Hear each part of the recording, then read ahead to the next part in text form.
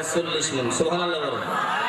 40 মণ ওজনের মাটি দিয়ে আদমের বডি তৈরি করে আল্লাহ জান্নাতের মধ্যে রেখে দিলেন। 40 দিন তাপ দেওয়ার পর আদমের বডি শক্ত হয়ে যায়, শক্ত কঠিন হয়ে যায়। 41 দিন মাথায় একদিন বৃষ্টি দেওয়ার পর রহমতের বৃষ্টি দিলে আদমের বডি যখন নরম হলো, স্মুথ হলো, আমার আল্লাহ হুকুম করলেন আদমের বডির ভিতরে রূহ প্রবেশ করতে। আমার ভাইয়েরা, কিন্তু রূহ 3 বার ফেরত চলে আসছে। সুবহানাল্লাহ বলেন না?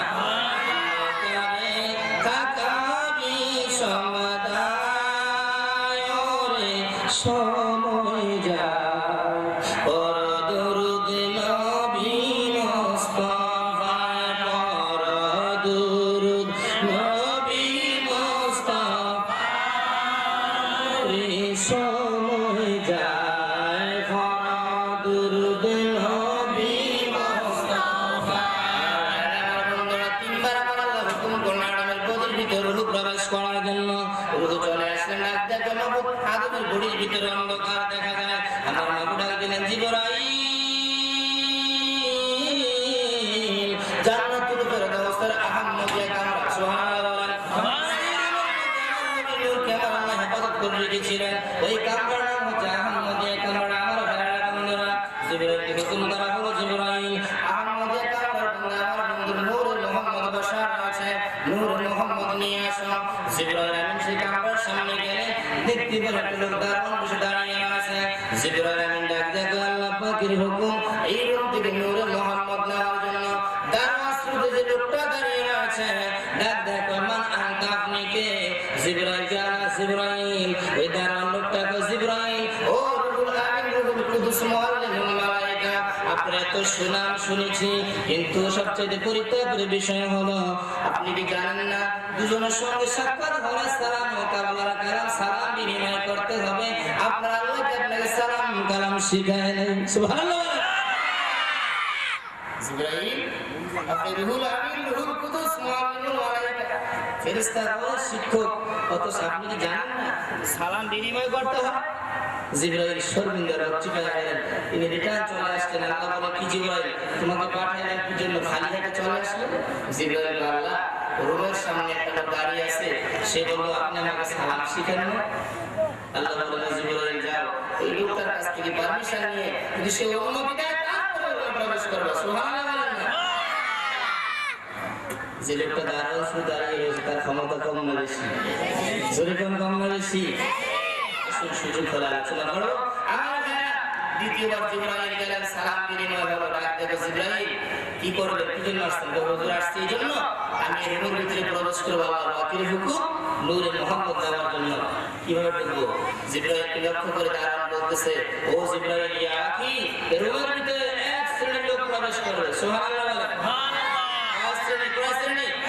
যেহেতু কোরআনের ভাষায় আমার আল্লাহ বলেন, যেমন ইয়া আইয়ুহান নাস বলে যখন সম্বোধন করা হয়েছে, এখানে হিন্দু, বৌদ্ধ, খ্রিস্টান, নাসারা, মুসলমান, পৃথিবীর সব জাতি রয়েছে, কিন্তু সব জায়গায় ইয়া আইয়ুহান নাস বলা হয়নি, বলছে ইয়া আইয়ুহাল্লাযিনা আমানু।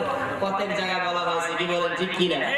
যেমন রাসূলের পাকের দুরূদ সকলে পড়বে না, এই আয়াতের সামনে কিন্তু ইয়া আইয়ুহান নাস বলা হয়নি, এখানে বলা হয়েছে ইয়া আইয়ুহাল্লাযিনা আমানু সাল্লু আলাইহি ওয়া সাল্লিমু তাসলিমা। জোরে বলুন সুবহানাল্লাহ। যারা মুমিন, যাদের নামাজ মেরাজ, আলহামদুলিল্লাহ বলেন, আলহামদুলিল্লাহ, পৃথিবীতে সকলে নামাজ পড়বে।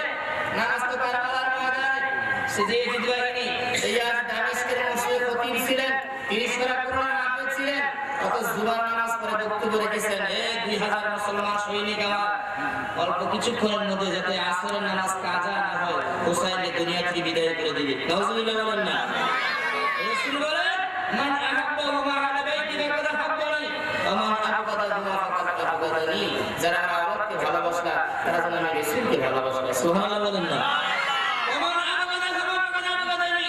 যারা আমার আওলাদের বিপক্ষ অবলম্বন করলা তারা যেন আমি রাসূলের শত্রুতা করলা। নাউজুবিল্লাহ বলেন। তাহলে সেখানে রাসূল বলেছেন আওলাদকে ভালোবাসার কথা, অথচ এই যে কি বললেন, নামাজ পড়া, জুমার নামাজ পড়া তিনি নিজে ইমাম হয়ে আর ঘোষণা করলেন, হে আমার 2000 মুসলমান সৈনিকেরা, তোমরা কি করবা, খুব দ্রুত অল্প সময়ের মধ্যে হুসাইনকে দুনিয়া থেকে বিদায় করে দিবে, যাতে করে আসরের নামাজ কাজা না হয়। নাউজুবিল্লাহ বলেন। নাউজুবিল্লাহ। কি বলেন? ওরা তো নামাজি, নামাজ আছে কি নাই?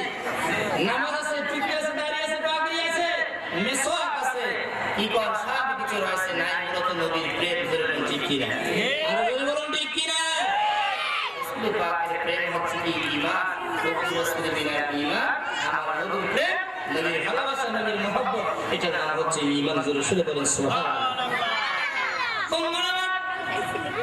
বলতেছিলেন ইব্রাহিম ডাক দেখো আখি রুমের ভিতরে কেমনি প্রবেশ করলো কিভাবে ঢুকবো দাঁড়াও ডাক দেখো আখি ইব্রাহিম এই রুমের ভিতরে একদম লোক প্রবেশ করবে তাসবিহ বিল জানান ইকরার বিল লিসান আমল বিল আরকান সুবহানাল্লাহ বলেন একটা কালেমা শরীফ রয়েছে যারা অন্তরে বিশ্বাস করবে মুখে প্রকাশ করবে কাজে বাস্তবায়ন করবে ওই সমস্ত কলেমার পাগল যারা ঈমানদার যারা তারা এই জান্নাতুল ফেরদাউসের আহম জায়গা আমার হবে সুবহানাল্লাহ সেই জিবরাইল আমিন সে কি করেছেন ওই দারওয়ানকে সামনে রেখে পড়েছেন কালেমা লা ইলাহা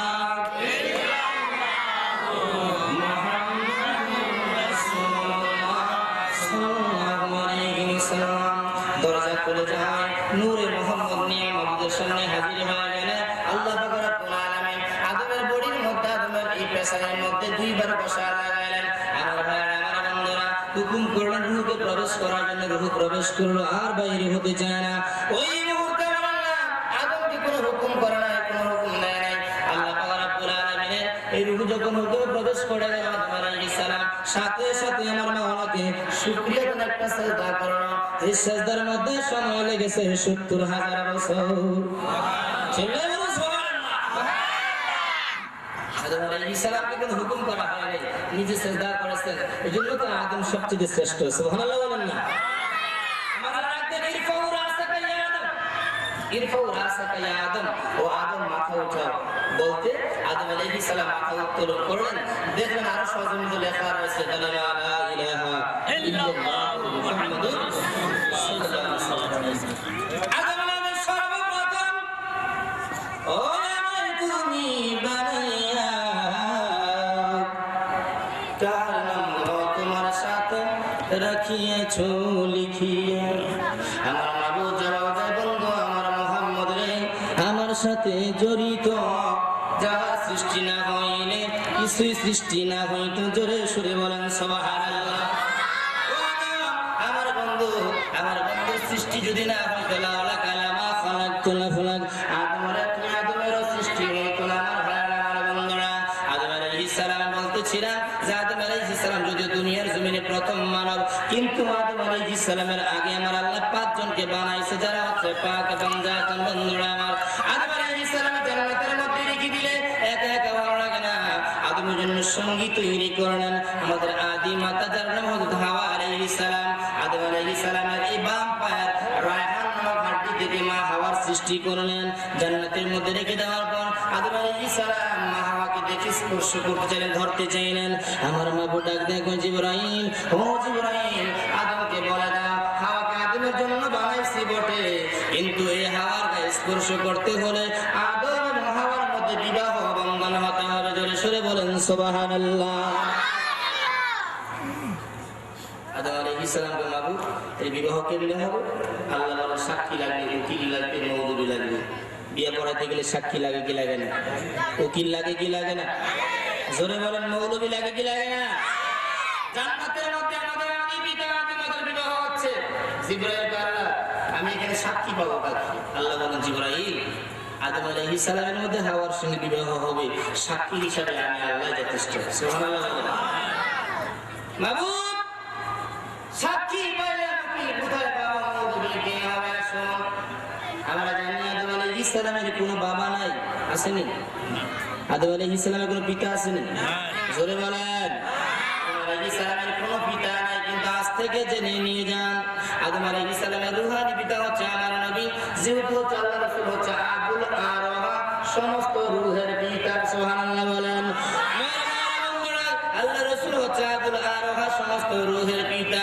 তাইলে এখানে আদম নবীর রূহ আছে কি নাই তাহলে আদম নবীর রূহানি পিতা হচ্ছে আমার নবী সুবহানাল্লাহ বলেন আসুন সামনে বাড়াই আমার ভাইরা বন্ধুরা এবার জিবরাইলকে মাবুদ সাক্ষী পাইলাম তোমাকে উকিল পাবো কোথায় আমার মাবুদ ডাক দেখো জিবরাইল আমার বন্ধু রাহমাতাল লিল আলামিন সমস্ত রূহের পিতা এখানে আদমের পিতা ও জিবরাইল এক কাজ করো হাওয়ার মধ্যে আদমের মধ্যে সাথী বন্ধনের মধ্যে আমার বন্ধু রাহমাতাল লিল আলামিন কে উকিল বানায়া দাও ছেলে বলুন রাসূলুল্লাহ আমার ভাইরা বিবাহের মধ্যে যিনি উকিল দেন তিনি কি উকিল বাবা হন না দুলাভাই হন জোরে বলেন না বাবা না দুলাভাই তাইলে আদম নবীর সিঙ্গেল আর ডাবল বাবা আছে আমার নবী জোরে বলেন ঠিক কিনা জোরে বলেন ঠিক কিনা ওই আঙ্গুলের ইশারায় চন্দ্র দুই টুকরা হয় ডুবন্ত সূর্য ফিরিয়া উদয় হয় এমন মুজিজা দিলেন আল্লাহ তাআলা ইয়া মুহাম্মদ মুস্তাফা নবী সাল্লাল্লাহু আলাইহি ইয়া মুহাম্মদ মুস্তাফা নবী সাল্লাল্লাহু আলাইহি ইয়া মুহাম্মদ মুস্তাফা নবী সাল্লাল্লাহু আলাইহি গোলাপ নবীজি গোলাপ রাজা আমার নবীজি হইলেন আদম নবীর বাবা জোরে বলেন সুবহানাল্লাহ এক নম্বরের রুহানি পিতা দুই নম্বরের উকিল বাবা চিল্লায়ে বলুন ইয়া রাসূলুল্লাহ আর জোরে বলুন ইয়া রাসূলুল্লাহ জিবরাইল কে মাবুদ সাক্ষী পাইলাম তোমাকে উকিল তোমার বন্ধু এবার মৌলবী কে হবে আল্লাহ কে জিবরাইল জান্নাতের মধ্যে আর কেউ নাই মৌলবীর দায়িত্ব আজকে তোমার উপর জোরে বলুন সুবহানাল্লাহ আমাদের আদি পিতা মাতার শাদী হয় জান্নাতের মধ্যে আল্লাহ রাখবে জিবরাইল জান্নাতটা কেমন বানাইলাম আমার আদম এবং হাওয়াকে একটু ঘোরায় ঘোরায় দেখাও আমার ভাইরা আমার কথাটা বলার উদ্দেশ্য হলো যেহেতু আমার নবী দুনিয়ার জমিনে সবার পরে আগমন করেছে কিন্তু আমার নবী সবার পরে না আমার নবী আউয়াল নবী আমার নবী আখির নবী আমার নবী জাহির নবী আমার নবী বাতিন নবী জোরে সরে বলেন সুবহানাল্লাহ জিবরাইল কে নিয়ে হাওয়া আলাইহিস সালাম আদম আলাইহিস সালাম জান্নাতের প্রথম কামরায় যখন প্রবেশ করে আমার নবী সুদর্শন বলে যখন দেখতে পায় জিবরাইলকে লক্ষ্য করে আদম আলাইহিস সালাম প্রশ্ন করে ইয়া জিবরাইল আকি মান হাযার রাজুল জিবরাইল এই লোকটাকে জিবরাইল কয় ও আদম সাবিউল্লাহ তিনি আপনার সন্তান হয়ে বংশগত দুনিয়ার জমিনে যাবে ও আদম সাবিউল্লাহ তিনি হচ্ছেন আল্লাহর প্যারা হাবিব যার নাম আসমানে মুহাম্মদ দুনিয়ার জমিনে মুহাম্মদ জোরে বলুন সুবহানাল্লাহ রাসূলের পাকের সঙ্গে পরিচয় হয়ে যায় দ্বিতীয় কামরার মধ্যে গিয়ে আর মূর্তির সঙ্গে পরিচয় হয়ে যায় তৃতীয় কামরার মধ্যে গিয়ে হাওয়া আলাইহিস সালাম প্রশ্ন করে জিবরাইল আল্লাহ বলেন দুনিয়াতে প্রথম আসমানের মধ্যে প্রথম মহিলা কারা বানাইছে ও জিবরাইল এখানে আরেকজন মহিলা দেখা যায় জিবরাইল পরিচয় করায় দিলে তিনি হচ্ছেন কে রাসূলের পাকের কলিজার টুকরা খাতুনে জান্নাত ফাতেমা সুবহানাল্লাহ যিনি জান্নাতি মহিলাদের সর্দার কি হবে জান্নাতি মহিলাদের সর্দারের নাম কি ফাতিমাতুজ জাহরা রাসূলুল্লাহ সাল্লাল্লাহু আলাইহি ওয়াসাল্লাম আমাদের এলাকায় ফাতেমা আছে কি নেই জোরে বলেন আছে কি নেই আমাদের ফাতেমা আর রাসূলের পাকের কন্যা ফাতেমার বেশ কম আছে কি নেই চতুর্থ নম্বর কামরার মধ্যে আদম আলাইহিস সালাম দেখতে পায় দুটো সুদর্শন যুবক বসা আছে জিবরাইল আকি ও জিবরাইল দিতে বাবা কে রে যাদের দিকে তাকাইলে মায়া ভালোবাসায় মনে চায় আদর করে বুকে জড়াইতে জিবরাইল ডাক দেয় আদম সাবিউল্লাহ ও হাওয়া আলাইহিস সালাম এই দুটো যুবক হচ্ছে প্রথম কামরায় যাকে দেখলেন ওই রাহমাতুল লিল আলামিনের কলিজার টুকরা একজনের নাম ইমাম হাসান আর একজনের নাম ইমাম হুসাইন জোরে সরে বলেন সুবহানাল্লাহ আলাইহিস সালামের আগে সৃষ্টি কয়জনের জোরে বলেন কয়জনের আর তুমি যাকে বলা হয় পাক বান্দাগণ যার জিকির করে আমার আল্লাহ জোরে বলেন সুবহানাল্লাহ আল্লাহর কোন ইবাদত আছে না আল্লাহর কোন নামাজ আছে রোজা আছে হজ আছে যাকাত আছে কিন্তু মুসা আলাইহিস সালাম তুর পর্বতে উঠে প্রশ্ন করেছিল মাবুদ আপনি 6 দিনে পৃথিবী বানাই এখন কি অবসর রিটায়ার আল্লাহ বলেন হ্যাঁ কিছুই করেন না আল্লাহ করেন না সুবহানাল্লাহ প্রথমে বললো যে হ্যাঁ আমি অবসর কিছুই করেন না কয় না তাহলে আপনি কি করেন প্রশ্ন হয় কি না আল্লাহকে আমি কি কি জানাতে অত্যন্ত প্রয়োজন আমার যে মুসা আলাইহিস সালামের তাওরাত নাযিল হয়েছে যে তাওরাত কিতাবের মধ্যে আমার নবীর নাম এসেছে 82 জায়গার মধ্যে সুবহানাল্লাহ আর মুসা কালিমুল্লাহ এসেছে কি 4 জায়গার মধ্যে তাওরাত নাযিল হয়েছে হিব্রু ভাষায় আমার ভাইরা মুসা আলাইহিস সালাম মাথার পাগড়ি খুললেন বললেন, হাতের লাঠি তুর পাহাড়ের রেখে দিকে মাহবুব, তোমার এই পাগড়ি এবং এই নবুয়তের লাঠি এই পাহাড়ের মধ্যে রেখে দিলাম, যতক্ষণ পর্যন্ত সঠিক জবাব না দিবা তোমার এই রেসাত আমি প্রচার করবো না। জোরে কোন সুবহান। আল্লাহ ডাকতে, ও মুসা কালিমুল্লাহ, আমি আল্লাহ অবসর, তবে অবসর নয় 24 hours ইন্নাল্লাহ ওয়া মালাইকাতাহু ইউসাল্লুনা আলান নবী। 24 ঘন্টা আমি আল্লাহ আমার ফেরেশতা সকলকে নিয়ে আমার বন্ধুর দুরূদ শরীফ পড়ে। জোরে কোন সুবহানাল্লাহ। দুরূদ পড়লে কি লাভ না লসি? জোরে বলেন, লাভ না ক্ষতি?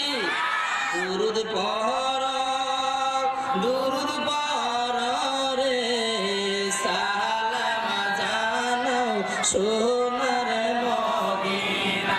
এই দুরূদ পড়, দুরূদ পড় রে, সালাম জানাও সোনার মদিনা। হামজালা যে প্রেমিক ছিল, নবীর প্রেমে জীবন দিল, গোসল করাইল ফেরেশতা।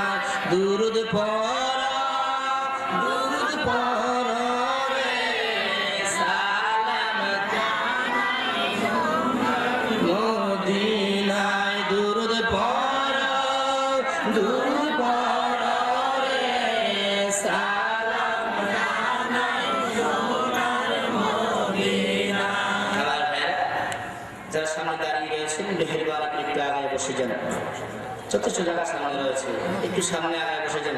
লা ইলাহা ইল্লাল্লাহ, লা ইলাহা ইল্লাল্লাহ, লা ইলাহা ইল্লাল্লাহ, জোরে লা ইলাহা ইল্লাল্লাহ, লা ইলাহা ইল্লাল্লাহ, লা ইলাহা ইল্লাল্লাহ, লা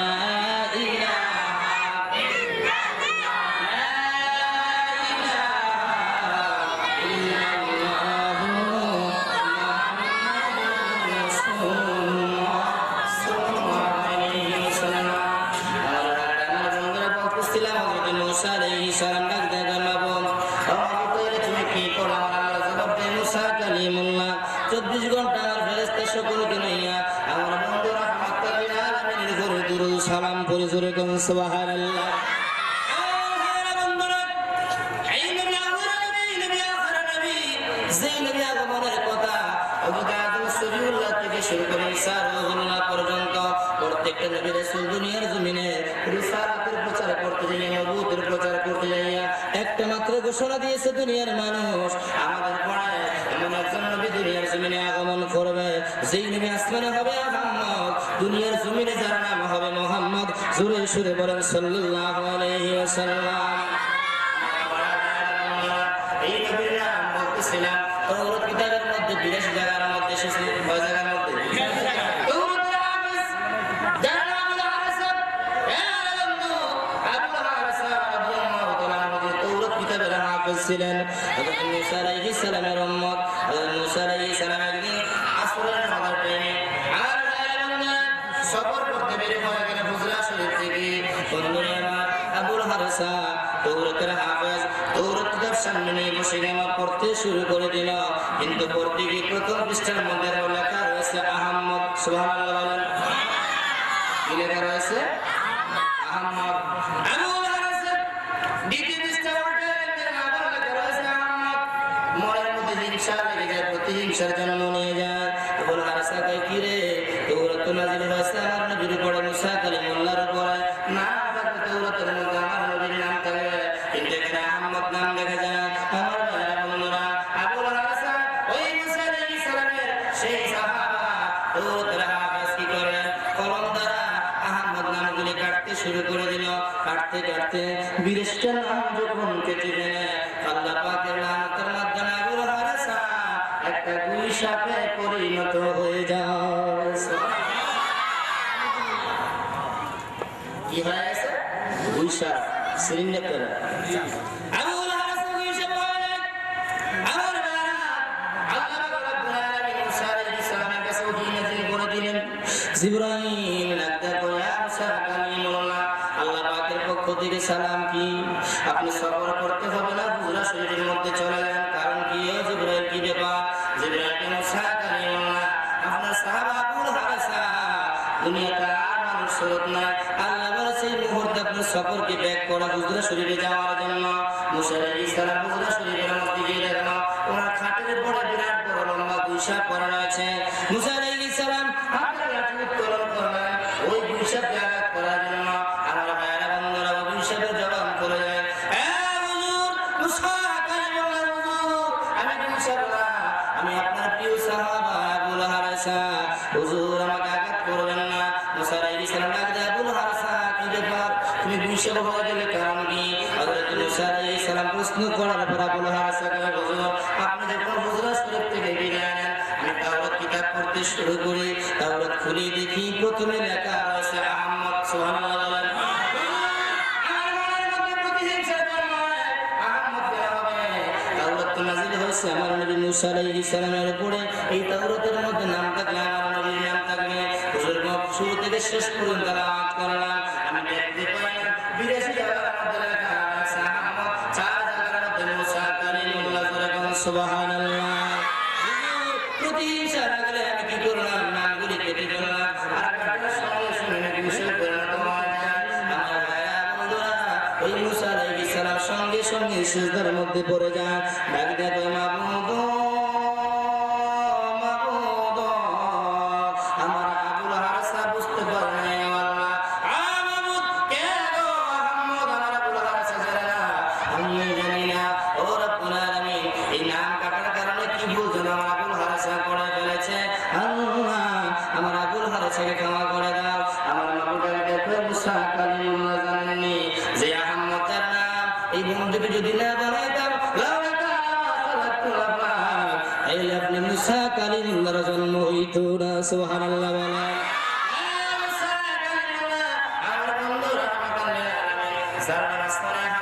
দুনিয়ার জমিনে হবে মোহাম্মদ। আমার বন্ধুর নামের সঙ্গে বেয়াদবি করেছে, আমার বন্ধুর সাথে বেয়াদবি করেছে। আমার বন্ধু যদি ক্ষমা না করে আমি আল্লাহ তাকে কখনো ক্ষমা করবো না। সুবহানাল্লাহ বলেন। মুসা আলাইহিস সালাম ডাকতে বলেন, আবু তাইলে আপনার বন্ধু দুনিয়াতে কখন আসবে? আল্লাহ বলেন, আমার বন্ধু দুনিয়াতে সবার পরে কদম রাখবে। সুবহানাল্লাহ বলেন। আমার বন্ধুরা মুসা আলাইহিস সালাম দেখো আল্লাহ তাইলে আমার সাহাবা আবুল হারেসা তুমি হাত বাড়ায় দাও, যাতে করে তোমার বন্ধু দুনিয়াতে আসার পর তোমার বন্ধুর কাছে ক্ষমা চাইতে পারে। আমার আল্লাহ ডাক দেখো মুসা কালিমুল্লাহ, তোমার এই দরখাস্তটা আমি আল্লাহ কবুল করলাম। আমার বন্ধু দুনিয়া আগমন করা পর্যন্ত তোমার আবুল হারেসার হাতকে আমি বাড়ায় দিলাম। জোরে কোন সুবহানাল্লাহ।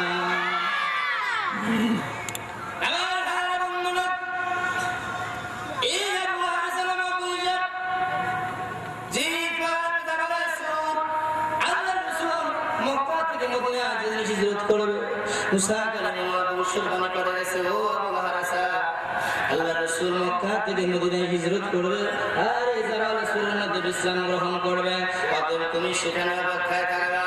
আল্লাহর নবী যেই রাতে তুমি সেখানে অবস্থান করবে তুমি সেই দিনে ক্ষমা চেয়ে নিও, কারণ হচ্ছে নবী হচ্ছে রাহমাতাল লিল আলামিন। সুবহানাল্লাহ বলেন। নবী কি রহমত না গজব? আল্লাহ রহমত না গজব?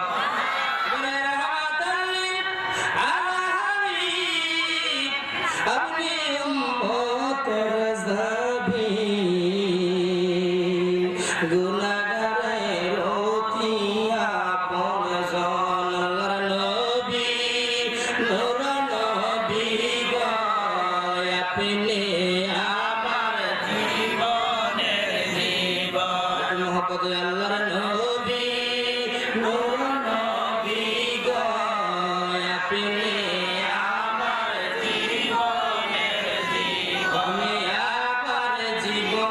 আপনি অন্ধকার কবরের বাতি আপনি